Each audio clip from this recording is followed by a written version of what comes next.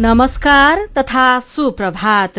उज्यालो radio नेटवर्कसँगै उज्यालो online र mobile एप्लिकेशनबाट एकसाथ प्रसारण भइरहेको काया कैरनमा तपाईंलाई साथी मदन पौड्यालसँगै दिपा तिमल सिन्हाको स्वागत छ। आज 2080 साल असोज 2 गते मंगलबार भदौ शुक्ल पक्षको चतुर्थी उपरान्त पञ्चमी तिथि सन् 2023 सेप्टेम्बर 19 तारिक। आज ऋषि पञ्चमी।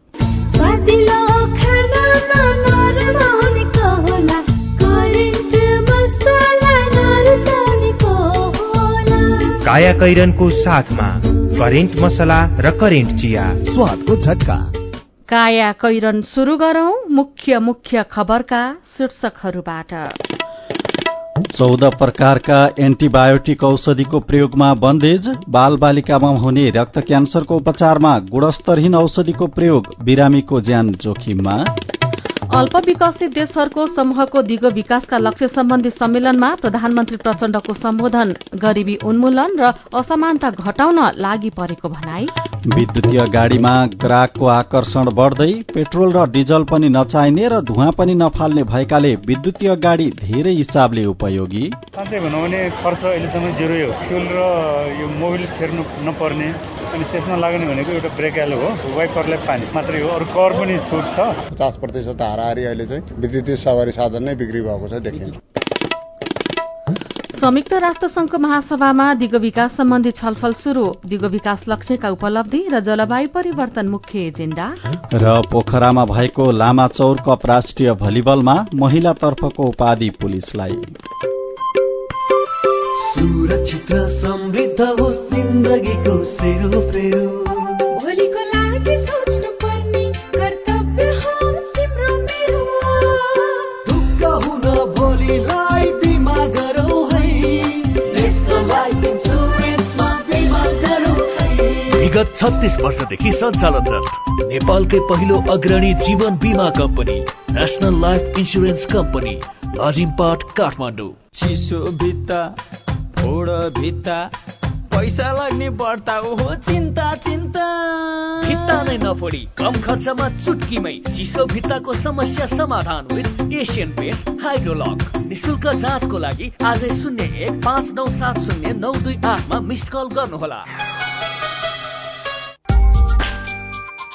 नेपाल टेलिकमको एप किन चाहियो भनेको जे खोजा त्यही पाइयो। त्यसैले त हामीलाई आज रमाइलो भयो।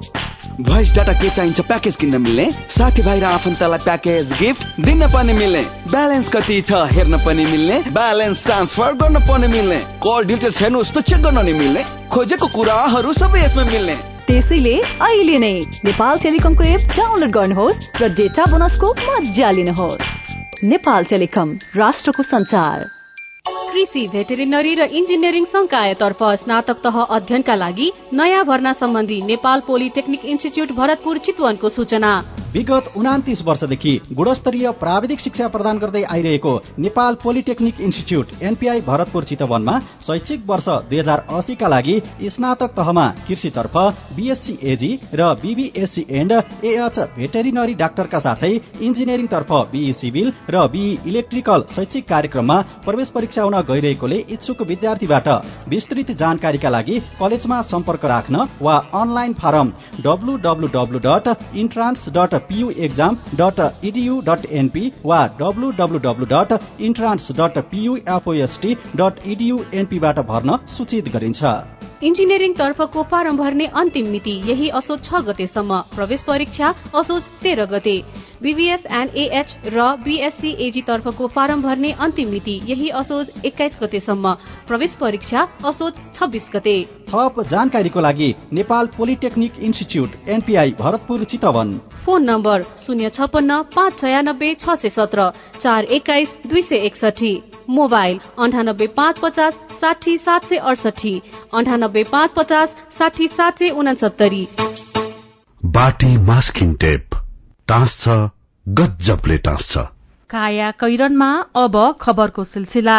विश्व स्वास्थ्य संगठन WHO ले 2 वर्ष अघि नै प्रयोगमा रोक लगाएका 14 प्रकारका एन्टिबायोटिक औषधि नेपाल सरकारले बल्ल प्रतिबन्ध लगाएको छ। WHO ले सन् 2021 मै प्रयोग नगर्न भनेका 103 प्रकारका एन्टिबायोटिक मध्ये नेपालमा 14 प्रकारका उत्पादन र वितरण हुँदै आएका छन्। आइन्दा यी एन्टिबायोटिक उत्पादन, बिक्री, वितरण तथा प्रयोग नगर्न औषधि व्यवस्था विभागले सूचना निकालेको छ। यी एन्टिबायोटिकले स्वास्थ्यमा थप हानि पुर्याउने तथा शरीरको रोग प्रतिरोधात्मक क्षमता घटाउन सक्ने WHO को चेतावनी छ। विभागले यस्ता एन्टिबायोटिकको सूची नै सार्वजनिक गर्दै मौजदात अवस्थामै रहेको भए पनि वितरण र प्रयोग तत्काल बन्द गर्न भनेको छ। अहिले सरकारले एन्टिबायोटिकको जथाभावी प्रयोग रोक्न र यसको प्रयोगमा न्यूनीकरण गर्न प्रतिजैविक प्रतिरोधको विश्वव्यापी कार्ययोजनामा मेल खाने गरी एक स्वास्थ्य अवधारणा अनुसार राष्ट्रिय कार्ययोजना तयार गरिसकेको छ। त्यही कार्ययोजना अनुसार एन्टिबायोटिक प्रयोगलाई नियन्त्रण गर्न लागि विभागले जनाएको छ। विभागले विश्व स्वास्थ्य संगठनबाट सिफारिश नभएका एन्टिबायोटिक औषधिहरूको दर्ता, नवीकरण, पैठारी र प्रयोगमा प्रतिबन्ध लगाएको छ। विभागले आयातकर्ता, वितरक, उत्पादक र प्रयोगकर्तालाई यसको पालना गर्न आग्रह गरेको छ। बालबालिकामा हुने रक्त क्यान्सर मध्ये 50% भन्दा धेरैमा देखिने एक्युट लिम्फोब्लास्टिक ल्युकिमिया ALL को उपचारमा निकै प्रभावकारी मानिएको एल एस्पेरिजिनेसको भारतमा उत्पादित केही ब्राण्डका औषधिको गुणस्तर र प्रभावकारितामा प्रश्न उठेको छ। विभिन्न ब्राण्डमा भारतमा उत्पादन भइरहेको कुल 12 प्रकारका एल एस्पेरिजिनेस मध्ये 11 वटाको प्रभावकारितामा प्रश्न उठेको पाइएको हो। त्यसमध्ये 5 थरी ब्राण्डका एल एस्पेरिजिनेस औपचारिक रूपमा औषधि व्यवस्था विभागमा दर्ता भए पनि बाँकी औषधि पनि अवैध रूपमा भित्रदै आएको देखिन्छ। विश्वभर नै बालबालिकामा देखिने क्यान्सर मध्ये 50 देखि 60% लाई रगतको क्यान्सर हुने गरेको छ। रगतको क्यान्सर देखिएका मध्ये पनि 50% बढ़ी रोगी ALL का हुने गरेको क्यान्सर रोगका विशेषज्ञहरू बताउँछन्। नेपालमा औपचारिक रूपमा क्यान्सर रजिस्ट्री नभए पनि यहाँ वर्षेनी 500 भन्दा धेरै बालबालिकामा ALL देखिने गरेको उपचारमा संलग्न डाक्टरहरूको दावी छ। द ब्यूरो अफ इन्भेस्टिगेटिभ जर्नलिजममा 25 जनवरी 2023 मा प्रकाशित हुनुका साथै एक अन्तर्राष्ट्रिय medical journal pediatric blood and क्यान्सरमा सन् 2023 मे 23 मा प्रकाशित अनुसन्धान रिपोर्ट अनुसार भारतमा उत्पादित न्यून गुणस्तर तथा प्रभावकारितामा प्रश्न उठेका एल एस्पेरिजिनेस विश्वमा विकसित देशका साथै नेपाल लगायत कम विकसित देशमा पनि बिक्री वितरण भइरहेको पाइएको छ। यो किमियोथेरापीका कारण निको हुने सम्भावनाका 90% ALL भएका बालबालिकाको ज्यान समेत जाने गरेको पाइएको छ। रगतको क्यान्सर उपचारमा प्रयोग हुने महँगो औषधिमा पहुँच छैन भने सस्तोको गुणस्तर र प्रभावकारितामा प्रश्न उठेका छन्। रक्त क्यान्सर उपचारमा गुणस्तरहीन औषधिले ज्यान लिँदै शीर्षकको खबर कान्तिपुर दैनिकले छापेको छ। प्रधानमन्त्री पुष्पकमल दाहाल प्रचण्डले अल्प विकसित देशहरूलाई सन् 2030 सम्ममा दिगो विकासका लक्ष्य हासिल गर्न चुनौतीपूर्ण रहेकाले विकसित देशहरूले आफ्नो प्रतिबद्धता अनुसारको वित्तीय सहयोग उपलब्ध गराउनु पर्ने बताउनु भएको छ। संयुक्त राष्ट्रसंघको 78औं महासभामा भाग लिन न्यूयोर्क पुगेका प्रधानमन्त्री प्रचण्डले अल्प विकसित देशहरूको समूहको दिगो विकासका लक्ष्य सम्बन्धी सम्मेलनलाई सम्बोधन गर्दै कोभिड-19 महामारी, जलवायु परिवर्तन, भू-राजनैतिक तनाव जस्ता विभिन्न खालका संकटको प्रभावले अल्प विकसित देशहरूलाई दिगो विकास लक्ष्य प्राप्त गर्नका लागि समस्या भएको बताउनु भएको हो। अल्प विकसित राष्ट्रहरूलाई स्तरोन्नतिका लागि थप योजना ल्याउनु पर्ने प्रस्ताव उहाँले सम्मेलनमा राख्नु भएको छ। विकसित देशहरूले प्रतिबद्धता जनाए अनुसार आफ्नो कुल राष्ट्रिय आयको 0.7%, विकासोन्मुख देश र 0.15 देखि 0.20% सम्म अल्प विकसित देशहरूलाई विकास सहायताका रूपमा उपलब्ध गराउनु पर्नेमा प्रधानमन्त्री प्रचण्डको जोड़ छ। सन् 2025 सम्ममा अल्प विकसित राष्ट्रहरूको ऋण संकटलाई सम्बोधन गर्ने र समयमै त्यसको समाधान खोज्ने गरी प्राथमिकता निर्धारण गर्नुपर्ने अवस्था आइसकेको पनि उहाँले बताउनु भएको छ। उहाँले गरीबी उन्मूलन र असमानता घटाउनका लागि परेको पनि उल्लेख गर्नु भएको छ। यस्तै प्रधानमन्त्री प्रचण्डले नेपालमा संक्रमणकालीन न्याय प्रक्रिया टुंग्याउन सरकार लागि परेको भन्दै संयुक्त राष्ट्रसंघको समर्थन र सहयोग अपेक्षित रहेको बताउनु भएको छ। संयुक्त राष्ट्रसंघीय महासचिव एन्टोनियो गुटेरेससँग हिजो बिहान भएको भेटमा प्रधानमन्त्री प्रचण्डले नेपाल विकासशील मुलुकमा स्तरोन्नति हुने क्रममा राष्ट्रसंघको सहयोगको पनि अपेक्षा रहेको उल्लेख गर्नु भएको हो। कायाकैरनमा विद्युतीय गाड़ीमा ग्राहकको आकर्षण बढ्दै गएको रिपोर्टसँगै खबरहरू बाँकी नै छन्, सुन्दै गर्नुहोला। थोरै बचत धेरै कायदा, बीमाका छन् फाइदै फाइदा। सरकारी स्वामित्व र बीमाको क्षेत्रमा विश्वसनीय नाम राष्ट्रिय बीमा संस्थान। जीवन बीमाका लागि आजै राष्ट्रिय बीमा संस्थान रामशाहपथ काठमाडौँ वा नजिकैको शाखामा सम्पर्क गरौं। ओहो, प्रमोसन हुने बित्तिकै नयाँ लुगा किन? तँसँगै गएको त हो नि। अनि तँलाई छाडेर एक्लै शपिङ पनि जान्छु त? तैँले र मैले सँगै किनेको कुर्ती त हो नि यो। मेरोमा त चमक नै छैन त। बिर्सिस, मैले त्यो बेला ऋण पनि किनेकी थिएँ नि, जसले लुगा धुँदा यसको ब्राइट क्लिन टेक्नोलोजीले रेशा रेशामा लुकेको मैलोलाई निकाल्छ र कपडालाई दिन्छ नयाँ जस्तै चमक। ऋण, नयाँ जस्तै चमक।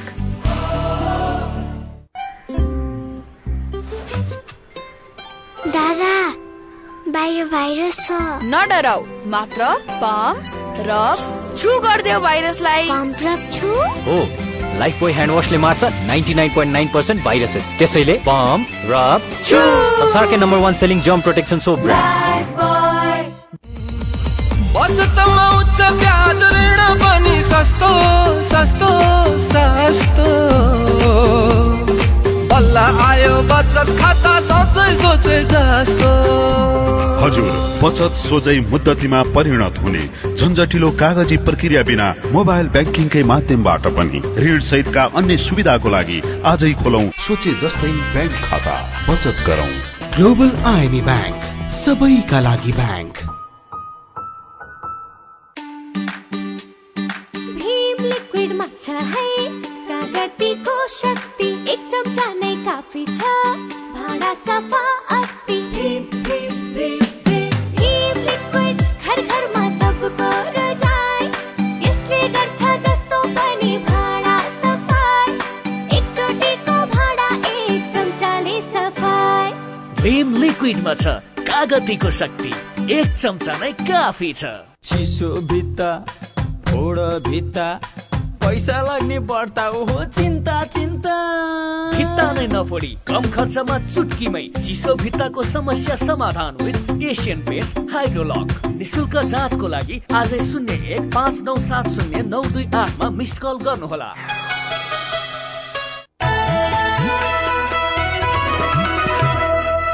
उज्यालो रेडियो नेटवर्कसँगै उज्यालो अनलाइन र मोबाइल एप्लिकेशनमा प्रसारण भइरहेको काया कैरनमा तपाईंलाई फेरि स्वागत छ।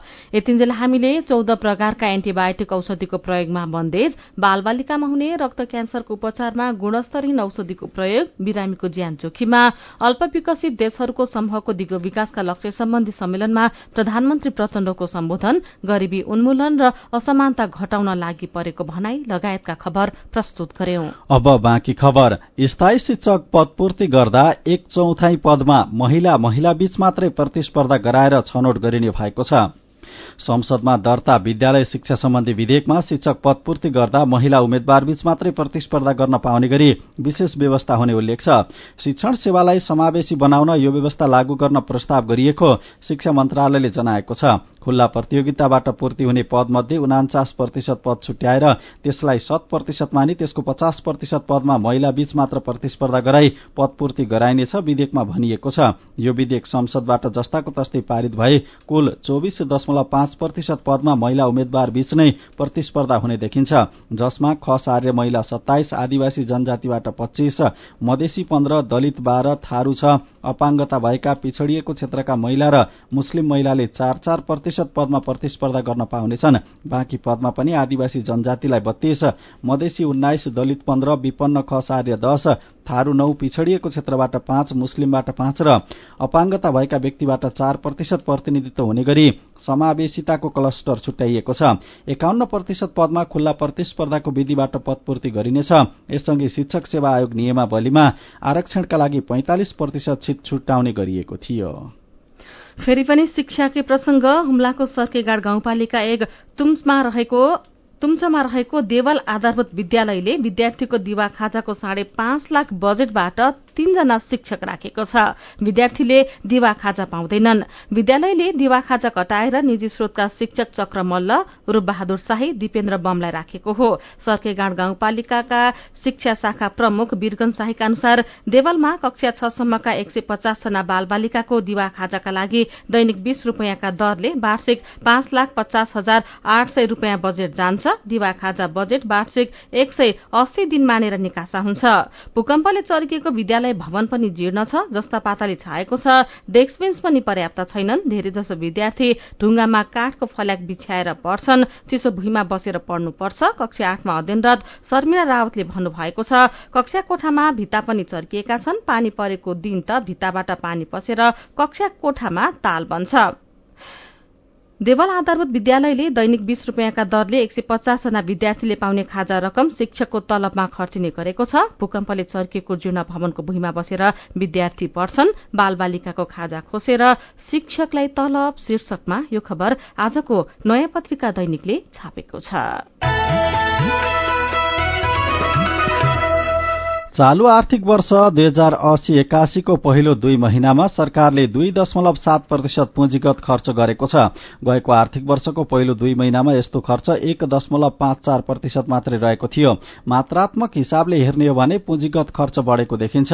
महालेखा नियन्त्रकको कार्यालयका अनुसार भदौ मसान्तसम्ममा 8 अर्ब 16 करोड़ 39 लाख रुपैयाँ पुँजीगत खर्च भएको छ। गएको आर्थिक वर्षको यो अवधिमा पुँजीगत खर्च 5 अर्ब 86 करोड़ 5 लाख रहेको थियो।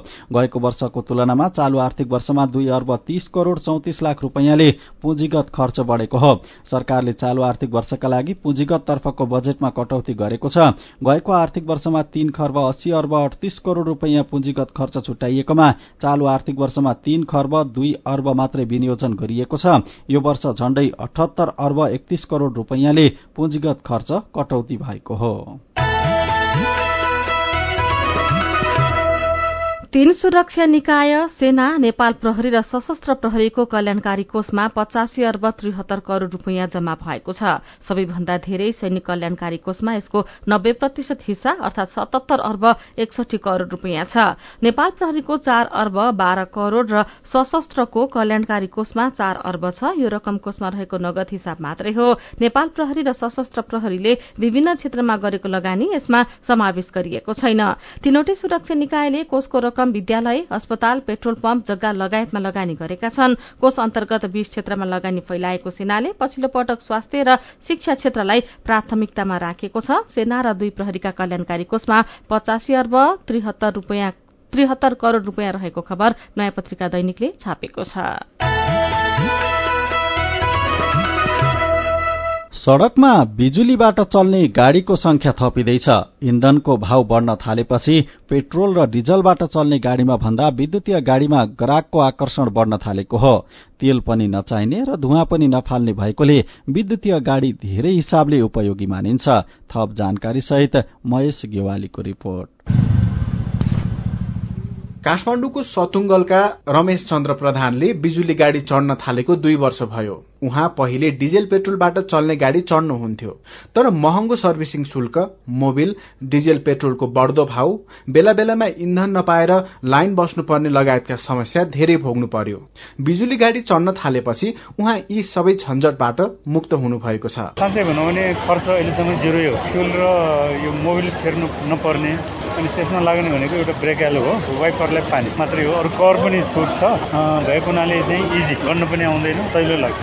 छुटफुट छ भने त्यसको पैसा तिर्नु पर्यो, अनि अन्यथा चाहिँ सर्भिसिङमा खास खर्च छैन। विद्युतीय मोटरसाइकल र स्कुटर चलाउनेहरू पनि धेरै छन्। काठमाडौँको गौरीघाटमा होटल चलाउने शिवलाल नेउपानेले पनि विद्युतीय स्कुटर चढ्न थालेको 3 वर्ष भयो। उहाँ ठाउँ ठाउँमा खानेकुरा पुर्याउन र कतै जानु पर्दा विद्युतीय स्कुटर नै प्रयोग गर्नुहुन्छ। उहाँ हरेक दिन विद्युतीय स्कुटरमा झण्डै 40 किलोमिटर ओहोर दोहोर गर्नुहुन्छ। स्कुटरको ब्याट्री एकचोटि चार्ज गरेपछि 100 किलोमिटरसम्म कुदाउन मिल्छ। चलाउँदा पनि सजिलो र हल्का हुनुका साथै मर्मत खर्च पनि कम लाग्छ। उकालो ओह्रालोमा मजाले तान्छ, आवाज आउँदैन यो चलाउँदाखेरि हैन, त्यस्तो हेभी पनि हुँदैन, सबैले आरामसित चलाउन सक्नुहुन्छ, मजाले दायाँ बायाँ गर्न मिल्छ। त्यस्तो सर्भिसिङ एक्सपेन्सिभ पनि लाग्दैन। लाग्दैन, अहिले टिकाउ पनि छ। वातावरण प्रदूषण घटाउने अभियान चल्न थालेपछि काठमाडौँमा विद्युतीय गाडी प्रयोग गर्ने क्रम शुरू भएको हो। पछिल्लो समय इन्धनको भाव बढ्न थालेपछि विद्युतीय गाडी रोज्नेहरूको संख्या पनि थपिएको छ। अध्ययन अनुसार विद्युतीय गाडी 1 किलोमिटर गुड्दा 2 रुपैयाँ बिजुली खर्च हुन्छ, तर पेट्रोलबाट चल्ने गाडीको हिसाब गर्दा 1 किलोमिटरको झण्डै 20 रुपैयाँ खर्च हुन्छ। यसकारण पनि धेरैको रुचि अहिले बिजुली गाडीमा बढेको हो। यस्तै मध्येमा पर्नुहुन्छ काठमाडौँ चन्द्रगिरी नगरपालिकाका देवेन्द्र प्रधान पनि। उहाँले विद्युतीय कार चढ्न थालेको 4 वर्ष भयो। यसको एउटा पावर चाहिँ के छ भने जुनसुकै ठाउँमा जानको लागि चाहिँ यो गाडीले मजाले तान्छ। जस्तो एउटा चक्का चाहिँ खाल्डोमा खस्छ, अर्को चक्का सोट्टै तान्छ। यसको अपलोड हाई लो जुनसुकैमा प्रब्लम छैन। अर्को चाहिँ के भने यो इभी गाडीमा चाहिँ क्लच हुँदैन।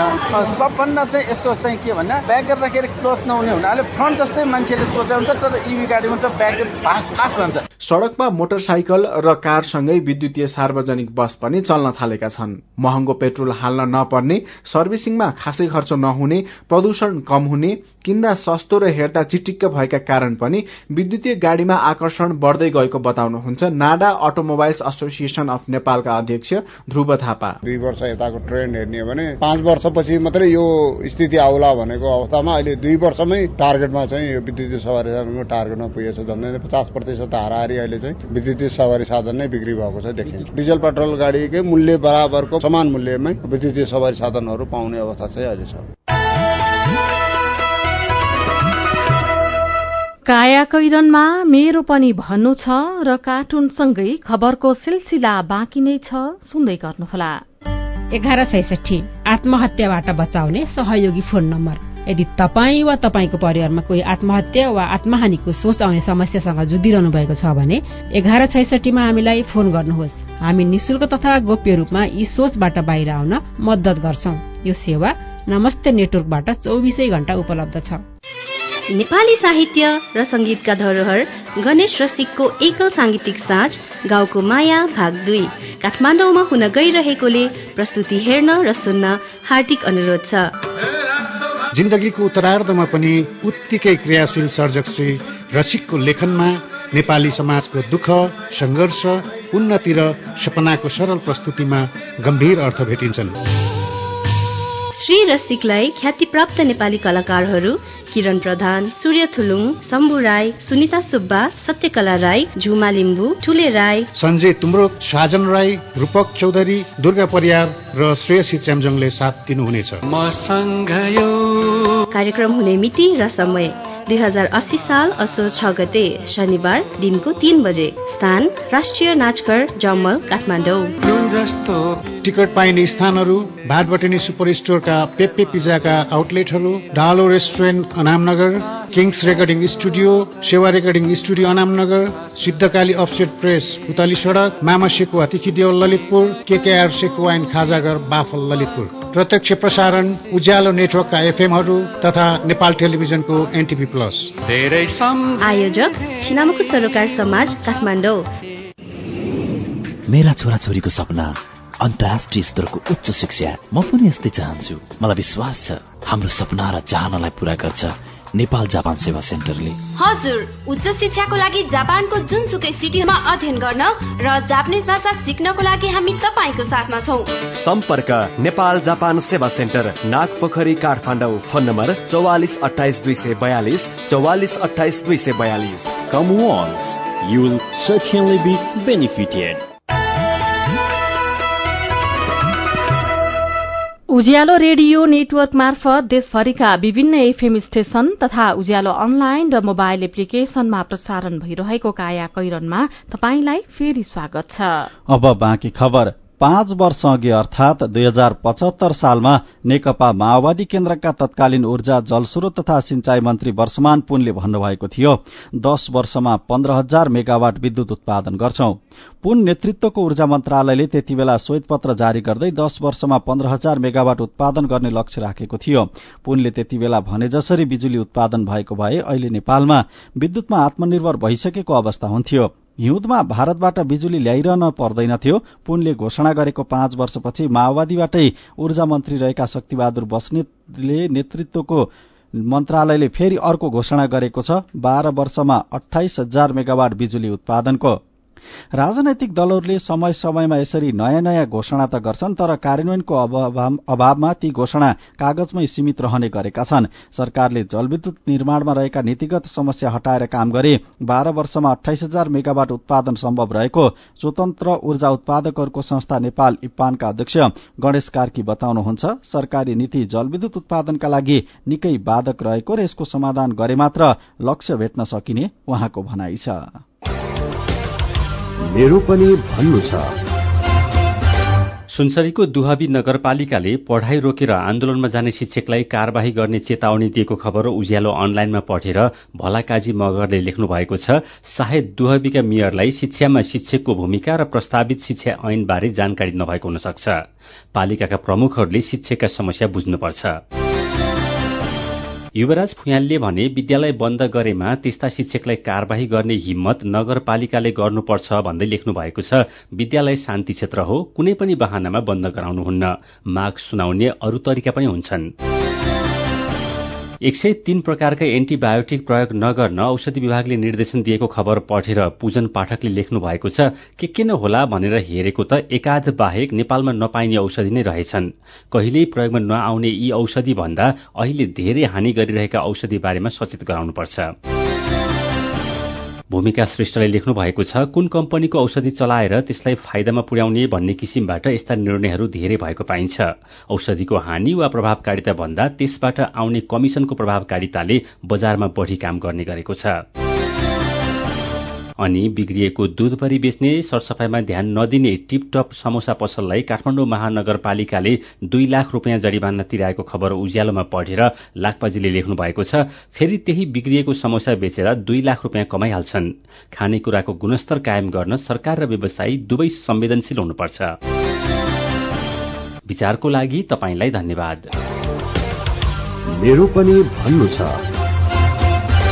मेरो पनि भन्नु छ प्रस्तुत गर्दै हुनुहुन्थ्यो साथी भोजेन्द्र बस्नेत। काया कैरनमा अब विदेशको खबर। संयुक्त राष्ट्रसंघको महासभामा दिगो विकास सम्बन्धी छलफल शुरू भएको छ। अमेरिकाको न्यूयोर्कमा भेला भएका विश्वभरिका नेताहरूले अन्तर्राष्ट्रिय विकास र जलवायु परिवर्तनको सामना गर्ने विषयबारे छलफललाई केन्द्रित गरेका छन्। महासभामा दिगो विकास सम्बन्धी सत्र शुरू भएको अन्तर्राष्ट्रिय संचार माध्यमले जनाएका छन्। यो सम्मेलनमा सहभागी देशहरूले राष्ट्रसंघको दिगो विकास लक्ष्य कसरी हासिल गर्ने भन्ने बारे छलफल गर्नेछन्। यसमा विश्वको भोकमरी र गरीबी कसरी अन्त्य गर्ने, आय स्रोत र शिक्षामा सुधार कसरी हासिल गर्ने जस्ता विषय पर्दछन्। स्वच्छ पानी र सरसफाईमा पहुँच पनि यसमा समावेश हुने अर्को विषय हो। महासभाको मुख्य छलफल सेप्टेम्बर 23 तारिकसम्म निरन्तर हुनेछ। अब खेल खबर। कास्कीको पोखरामा भएको लामाचौर कप राष्ट्रिय भलिबलमा महिलातर्फको उपाधि विभागीय टोली नेपाल पुलिस क्लबले जितेको छ।